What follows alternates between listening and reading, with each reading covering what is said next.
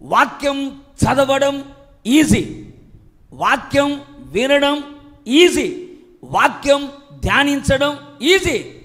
వాక్యాన్ని అనుసరించి నడవడం అనేది కష్టం. ఇవన్నీ మనం బాగానే చేస్తాం. నేను కూడా గంటల గంటలు వాక్యం చెప్తాను, మీరు గంటల గంటల వాక్యం వింటారు, గంటల గంటల వాక్యం చదువుతారు. వినడము గొప్ప కాదు, ప్రకటించడము గొప్ప కాదు, చదవడము గొప్ప కాదు, ధ్యానించడం గొప్ప కాదు.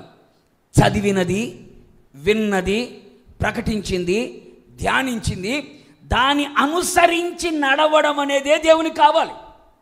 అందుకని బైబిల్ ఉంటుంది, వాక్యమును అనుసరించి నడుచువారు మరి ధన్యులు అని రాయబడి. ధన్యులు కాదు సుమి, మరి ధన్యులు. చదివినా, వినినా, ధ్యానించినా, ప్రకటించినా ఆ వాక్యాన్ని ఫాలో అవ్వాలి. వాళ్ళే ఎవరయ్యా అంటే బలవంతులు, వాళ్ళే ఎవరయ్యా అంటే బలశూరులు. అట్టి వారికి దేవుడు ఏం చేస్తాడయ్యా అంటే అన్ని వైపుల నుండి సహాయం అందుతుంది.